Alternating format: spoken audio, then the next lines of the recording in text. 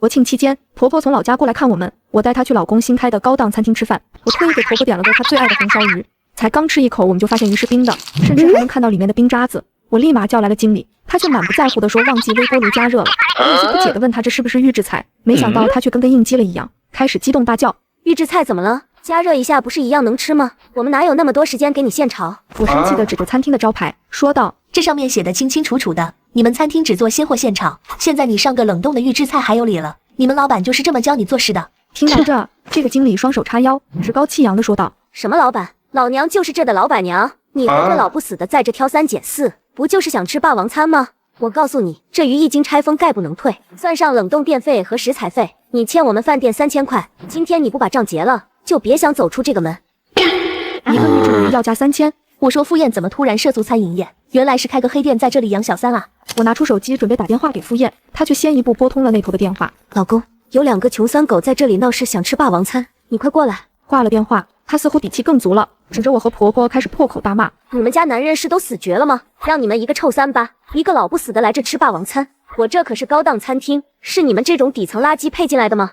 我老公马上要来了，你们完蛋了。她尖锐跋扈的声音将所有用餐客人的目光都吸引了过来，不少服务员也围了过来，趾高气扬的附和：我劝你们还是乖乖结账吧，我们老板娘可是你们惹不起的存在。就是前2天有个网红来这里探店，跟老板娘拌了几句嘴，已经被我们老板打断一条腿，还全网封杀了。敢在我们店撒野，你没有几条命啊！婆婆老实了大半辈子，第一次被人当众指着鼻子骂，她脸色发白的抓着我衣角，轻声问我：婉宁，咱们是不是走错餐厅了？这应该不是我儿子的店吧？1个月前，在金融圈叱咤风云的傅燕突然提出要进军餐饮业，我问她为什么，她说现在外面的食品安全问题非常严重，她想打造一家大家吃得放心的良心餐厅，让普通老百姓不再吃放了2年的西兰花，冻了几年的牛羊肉。当时我还挺欣慰，觉得自己的老公有大义有良心。没想到他投入大量资金，不是为了做良心饭店，而是为了开黑店养小三啊！我将婆婆护在身后，对眼前的女人冷声道：行，我倒要看看，等你老公来了，他能怎么教训我们。听到我的话，女人脸色一沉，瞪着我咬牙道：你这贱人，这么想见我老公？她像是发现了新大陆，指着我大声喊道：我说这年头怎么还有人对预制菜有这么大意见？原来是看中了我这里是高档餐厅，故意过来吃饭找茬，勾引我老公啊！我告诉你，我老公可是个忠贞不渝的好男人，就你这种千人骑万人睡的烂货，他看都不会看一眼。他声音很大，引来了不少围观群众。他一边掏出手机拍视频，一边继续高声斥责我：来，大家快看看这个不要脸的贱女人，特意带着个老太婆来我店里吃饭，一会嫌弃我店里的菜是预制菜，一会又嫌菜价太贵，就是不想付钱，打算用身体抵债。看到我这个老板娘在，她不好意思施展，还特意说要等我老公来处理这件事。现在我就把她这张下贱的脸发到网上来，大家都防着点，千万别被这种贱货勾走了老公。听到她的话，众人议论纷纷。吃不起饭就别出门了，为男人家开店的算什么本事？没错，这餐厅是高档餐厅啊，你吃不起，进来消费干嘛呢？吃个饭都想拿身体抵债勾引男人，你要真穷疯了就去卖啊！勾引别人老公算怎么回事？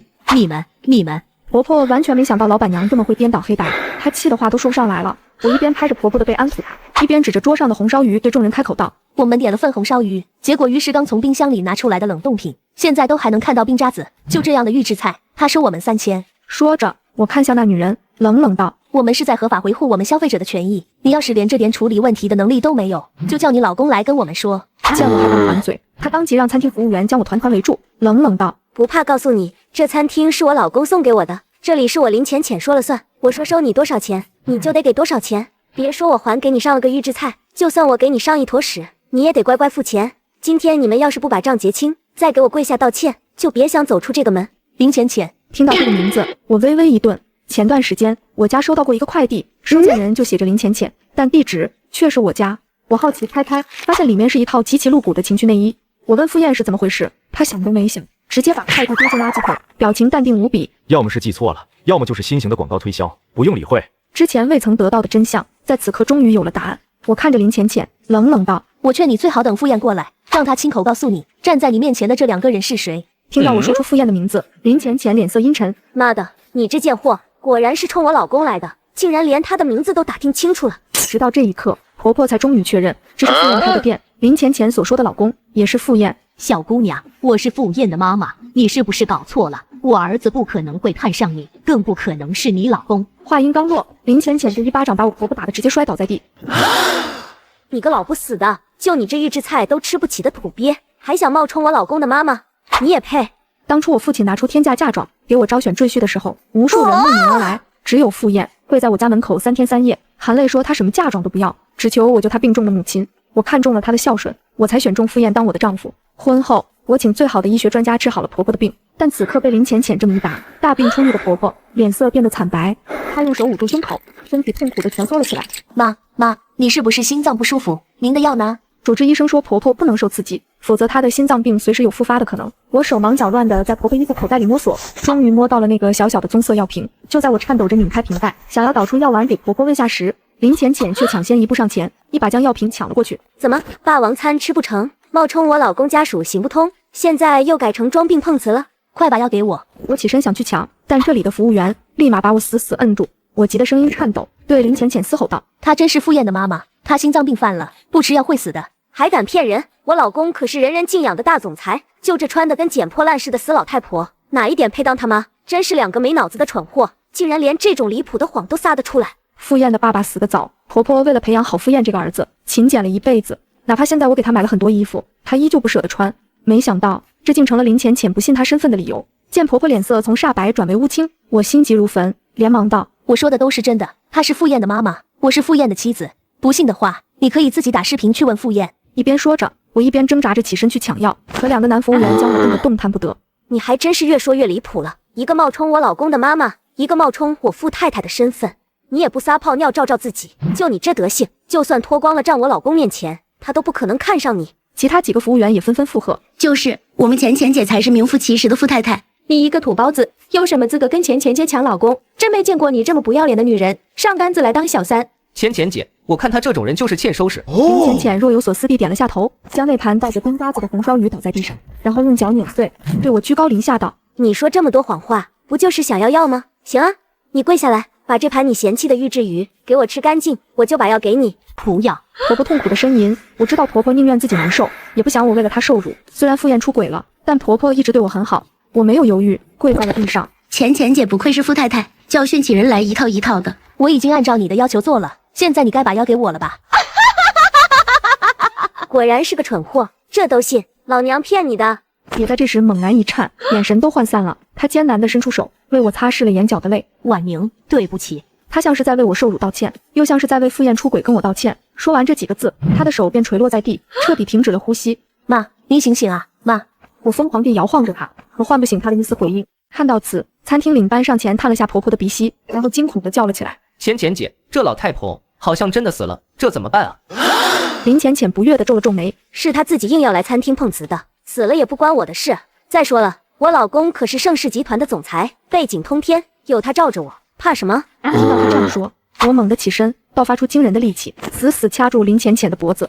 你这个畜生，我要杀了你！这一刻，我只想要林浅浅给婆婆偿命。妈的，敢打我们老板娘！服务员一窝蜂地冲向我，又对我拳打脚踢，很快将我打趴在地。你这贱人，从小到大都没人敢动我一根手指头，今天我就让你知道打我的下场。说着，林浅浅拿起餐桌上的刀叉，朝我的大腿用力插下，鲜血飙出，剧痛袭来。林浅浅，你会死的，你一定会死的！贱人，还敢威胁我！气急败坏的他把我当成了人肉靶，一下又一下搭在我身上。就在我奄奄一息之际，人群里突然有人大喊：“傅总来了！”原本嘈杂混乱的现场仿佛按下了暂停键，林浅浅梨花带雨的就朝门口奔去。老公，你终于来了。傅燕将她搂在怀里，脸色阴沉。宝贝别怕，老公在。跟傅燕结婚这些年，他成了人人敬仰的副总，在外他高傲威严，像座不可一世的冰山；在家他温柔体贴，把我宠得像小孩。我以为这份冰山之下的温柔独属于我，此刻听着这无比熟悉的话，我觉得讽刺极了。怎么回事？老公，就是我刚刚打电话跟你说的两个穷酸狗呀，他们点了个红烧鱼，嫌鱼是预制菜，死活不肯付钱，还在这大吵大闹，破坏咱们店里的生意。其中有个老太婆骂完我之后，又装病碰瓷，结果装着装着真的病发，自己死了。林浅浅一边说一边啜泣，这个年轻的发疯要杀我，你看他把我脖子掐的，你差点都看不到我了。呵，颠倒黑白的功力倒是一流，三言两语就将所有的过错和责任推得干干净净。是啊，副总，这两个贱人就是故意找茬，为了吃霸王餐来的。对，这事你可得为老板娘做主啊，不然以后什么阿猫阿狗都赶到咱们餐厅来欺负老板娘了。围观群众见到这餐厅老板是鼎鼎大名的盛世集团总裁傅燕，也纷纷站队林浅浅。那两个人呢？林浅浅穿过人群，指着我和婆婆高声道：“老公，就是这两个贱人。傅燕的目光扫向了趴在地上的婆婆和满身是血的我，最终她说了一句：“真是晦气。”4个字击碎了我对傅燕的以往的所有认知。她并没有认出我们。一条鲜活的人命和一个重伤的人，在他眼里就只换来晦气2字吗？这么多年，他经常做慈善，帮助弱小，资助贫困。他总说自己赚钱的意义就是想造福社会，难道都是假的吗？此刻，我不禁开始怀疑自己真的了解过傅燕吗？这真的是我爱了多年的男人吗？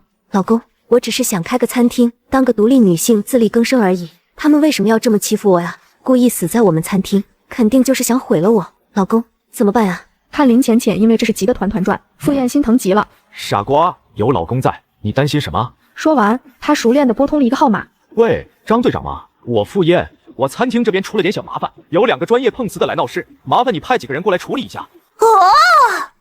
好，改天一起吃饭。呵，那个一无所有的穷小伙，已经变成了一个雷厉风行的大总裁，任何天大的事，在他面前都变得不值一提，即便人命关天。搞定了，以后你继续当你的老板娘就行。再遇到有人闹事，你尽管教训，出了事我负责。得到傅燕的保证，林浅浅破涕为笑，脸上写满了得意和胜利。很快，张队长就带着几名警员来了。副总，你说的那2个闹事的人呢？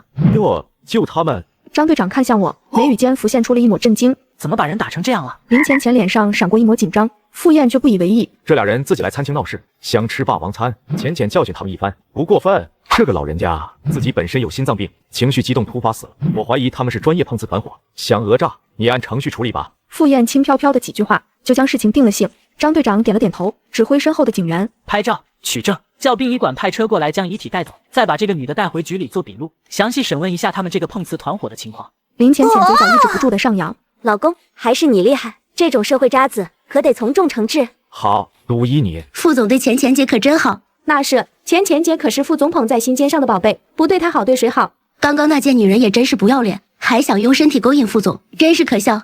一阵议论声中，2名警员上前，准备将几乎虚脱的我带走。我用尽全身残存的力气，擦干脸上的血污和泪水，望向傅燕，冷冷道：“傅燕，你还真是好大的威风啊！”我声音不大，却像一道惊雷，劈向了傅燕。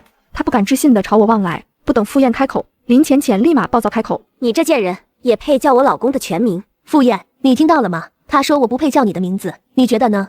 我随口抛出的问题，让傅燕陷入了沉默。你这贱人，还敢这么跟我老公说话？看我今天不打死你！说着，林浅浅扬起巴掌就要朝我扇来，傅燕快他一步，握住了他的手。老公，你拦着我干嘛？难道你真被这个贱人勾引到了？这话一出，现场哗然。不是吧？副总真被这个贱女人给勾引到了？看样子应该是啊，不然的话，副总为什么要帮他呢？一阵议论声中，傅燕理直气壮道：“沈婉宁，既然你都看到了，那我也懒得再隐瞒了。现在哪个有钱男人不想3妻4妾？虽然你是我老婆，但你也不该因为这个就带人来我的餐厅闹事。”我没听错吧？副总说这贱人是他老婆？这怎么可能啊？这贱人不是一个连3000块预制菜都吃不起的底层穷酸狗吗？对呀，这到底怎么回事？不仅现场服务员懵了，林浅浅更是不敢置信地看着傅燕。老公，你在开什么玩笑？这贱人不过就是一个下贱的底层垃圾啊！她怎么可能是你老婆？如果她是你老婆，那我是什么？浅浅，当初我跟沈婉宁结婚，是为了我的母亲和前途，她是我被逼无奈之下选择的婚姻，而你是我真正的爱人。傅燕的当众示爱，让林浅浅感动得一塌糊涂。老公，我就知道你还是爱我的。林浅浅看向我，满脸的挑衅和得意。沈婉宁，你我像之前一样和和气气的相处不好吗？你为什么要带人来浅浅这里闹事，捅破我们之间的最后一层窗户纸？傅燕的脸上没有丝毫出轨被拆穿的心虚，反而先发制人。我忍不住苦笑出声。傅燕，你还真是让我大开眼界啊！我指着婆婆的遗体，声音满含悲痛。傅燕，妈死了，被你的林浅浅活活害死了。傅燕语气冷漠。是你妈自己要来闹事，死了也怪不得别人。到时候你记得签一份谅解书，就说你妈是自己来闹事的时候突发疾病不慎去世，跟浅浅无关。浅浅还年轻，还有大好年华，我不允许一个已经死了的无用老人牵连浅浅。傅燕的语气带着一种事不关己的冷漠。原来他以为死的人是我妈啊，真讽刺啊！我从未想过自己的枕边人竟然可以绝情到这种地步。傅燕，这谅解书我没资格签，要签也该由你亲自来签。傅燕的不耐烦几乎要溢出来。死的是你妈，我签谅解书有什么用？沈婉宁，你别在这里胡搅蛮缠，揪着浅浅不放。好一个胡搅蛮缠！我看着他那张满是厌烦的脸，一字一句地问道：傅燕，如果今天躺在这里的是你妈，你也会这样处理这件事吗？听到我这话，傅燕瞬间怒了。闭嘴！我妈在老家待得好好的，我不允许你这么诅咒她。见她对婆婆袒护到不允许旁人说一句不好，我不禁有些好奇，等她知道她如此真实的妈妈当真被林浅浅害死了，她会是什么态度？就在这时，张队长的对讲机响了起来。是殡仪馆的车到了门口，询问如何处理遗体。一个死人而已，直接火化了吧，省得看着心烦。傅燕的姿态依旧高高在上，自始至终她都没有再多看婆婆一眼。张队长有些顾虑地看向了我，我面无表情，照他说的做吧。既然他这个亲儿子都不在乎自己母亲的遗体，那我这个外人又何必多管闲事呢？反正见不了自己母亲最后一面的不是我。最终，婆婆的遗体被拉去了殡仪馆，我也被送往医院治疗。住院时，我收到了林浅浅的好友申请，我同意了。一通过，林浅浅便立马给我发来了一大堆照片和视频，有傅燕为她一掷千金购买奢侈品的视频片段，有傅燕给她按摩做饭、哄她入睡的照片，还有傅燕单膝跪地在海边向她求婚的录像。多亏了你带你那老不死的妈妈来餐厅闹事，傅燕为了弥补我，对我越来越好了，给我买了一堆东西不说，还特意在她生日这天向我求婚了。明天她还会带我去老家见家长，她说她妈是她最重要的人，只要她妈认可了我，她就会立马跟你离婚，风风光光娶我进门。看着林浅浅发来的一连串消息，我冷笑着回复：可惜你永远得不到她妈妈的认可了。发完消息，我便将林浅浅拉黑了，但下一秒我就接到了傅燕的电话。沈婉宁，你有必要这么恶毒吗？浅浅跟你分享一下喜悦而已，你至于这么诅咒她？别以为我妈喜欢你，你就能肆无忌惮欺负浅浅。我告诉你，浅浅已经怀了我的孩子，我不相信我妈会为了你放任她唯一的亲孙子不管。等浅浅得到了我妈的认可，我们就离婚。说完，傅燕便挂断了电话。听着她这气急败坏的话，我真的觉得很可笑。或许是自己温顺太久了，竟让她忘了，她能有今天的成就，是因为我。我联系了律师，让他起草了一份离婚协议，并根据我的验伤报告起诉林浅浅。刚嘱咐完一切，殡仪馆就打来了电话，让我去认领骨灰。虽然傅燕不是东西，但婆婆是无辜的。我带伤出院，来到了殡仪馆。天空阴沉，细雨霏霏，仿佛连老天爷都在为这位善良老人的离去而哀戚。我为婆婆举办了一场葬礼，通知了傅燕和他们那边的亲戚。傅燕只冷冷地回了我一句：别拿你妈那个死人的事来晦气我。我没再回复。众亲戚很快赶来，没看到傅燕，他们问我傅燕怎么没来？是不是悲伤过度，不可面对？正当我不知该如何作答时，灵堂外突然传来一阵喧哗，是林浅浅，她带着她餐厅的一群服务员蜂拥而来。一进来，这些人就跟疯了，拿起手头的东西就往葬礼上丢。林浅浅则将一桶油漆泼向婆婆的遗像。你们干什么？林浅浅把遗像踩在脚底，趾高气扬道：干什么？当然是来送你这死鬼老妈最后一程啊！沈婉宁，你贱不贱啊？就为了你身上的那点小伤，还来告我？见林浅浅对婆婆如此不敬，现场亲戚们纷纷面露震惊。婉宁，这是怎么回事？这人是谁？他是傅燕的小三，妈就是被他害死的。话音刚落，傅燕从门外走进来。沈婉宁，你嘴巴放干净点，浅浅是我的真爱，不是小三。难怪林浅浅敢如此嚣张，原来是你在背后默默支持。听到这话，现场的亲戚们纷纷皱起了眉头。傅燕，你这是什么意思？这女人害死了你妈，你不找她算账，还让她来你妈的葬礼上捣乱。就是，我们还以为你悲伤过度，所以才没来，没想到你竟然这么畜生。面对大家的指责，傅燕毫不在意。我跟沈婉宁马上就要离婚了，他妈是他妈，与我无关。你们犯不着为了一个死人跟我大呼小叫。至于浅浅来闹事，那完全是因为沈婉宁活该。说着，傅燕无视众人震惊的眼神，看向我。沈婉宁，你懂点事，餐厅仪式到此为止，你不要过多纠缠。至于你妈的后事，我会风光大办，当做补偿。我看着他那张强横的脸，只觉得可笑又可悲。傅燕，我劝你赶紧带着你的小三从这里滚出去，否则的话，后悔的只会是你。面对我的驱逐，林浅浅冲到婆婆的骨灰前，将骨灰重重砸落在地。臭老不死的，生了个这么不识抬举的贱人，活该你死得早，还办葬礼，就你也配。你这个恶毒的疯女人，赶紧滚出去，在灵堂上撒野，要遭天打雷劈啊！傅燕，你还是不是人？你妈真是白养你30年了。听到这话，傅燕脸色一沉。你们还真是老糊涂了，死的人是沈婉宁的妈妈，跟我妈有什么关系？话音刚落，我妈突然从门口走出来，看着傅燕，你说谁死了？看到我妈突然出现在自己面前，傅燕脸色煞白地打量了我妈好一会。妈，你没死？你这孩子是不是悲伤过度了？我在国外待得好好的，怎么会死？我特意从国外赶回来，就是为了参加你妈的葬礼的。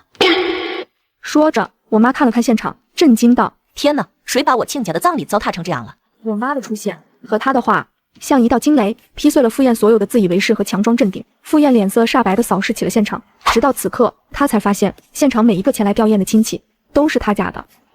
不可能，绝对不可能！傅燕目光不由自主地看向了地上被林浅浅泼满油漆的遗像，下一秒，她踉跄着扑向那滩狼藉，伸手去扒拉遗像上的油漆。老公，你干什么呀？早死了，他们肯定是在联合骗你的。傅燕跟失了理之般，直到将遗像上的油漆擦干净，看清那张她熟悉的慈祥脸庞，她才彻底崩溃。哇，这怎么可能？我不信，我不信！我妈明明在老家待得好好的，她怎么可能会死？说着，他看向我，双目猩红的吼道：“沈婉宁，你在骗我对不对？你特意把我家的亲戚全部邀请过来，就是为了和起火来骗我，是不是？”傅燕，你忘了，妈每年都会来陪你过生日的。她昨天特意从老家赶过来，就是想给你个惊喜，没想到却死在了你的小三手里。她不仅没见到你这个儿子最后一面，连葬礼都被你和林浅浅这个杀人凶手给毁了。我的话像最后一把重锤，狠狠砸碎了傅燕所有的侥幸，浓烈的悔恨和绝望如同海啸将她吞没。妈，对不起，对不起！他一边说，一边狂扇自己耳光。林浅浅被傅燕这副模样吓傻了眼，有些胆颤的开口：“老公，我不知道她是你妈妈，我不是故意的，你不会怪我的，对吗？”你不知道，我婆婆明明跟你坦白过自己的身份，说过她是傅燕的妈妈，你不仅不相信她，反而一巴掌把她打得心脏病复发。本来她只要吃了药就不会有事的，可你偏偏把药抢走。不顾我跪在地上苦苦哀求，把能救她命的药给丢了。我婆婆就是被你活活害死的。听到我的话，傅燕双目猩红地盯着林浅浅，咬牙问道：“她说的是真的吗？”我不是故意的，我哪知道你妈会是这样上不了台面的乡下土包子。老公，你就原谅我吧，反正你妈一把年纪了，肯定也活不长的，以后我替你妈照顾你啊。听到林浅浅这话，傅燕突然笑了：“老公，你笑了，肯定就是代表你原谅我了，对不对？我就知道你最好了。其实你妈死了也挺好的，这样我们就不会有婆媳矛盾了。”这话一出，傅燕笑得更大声了：“造孽啊，造孽啊！”突然，她从口袋里掏出一把匕首，直挺挺地捅进了林浅浅的脖子里。你千不该万不该，不该害我妈！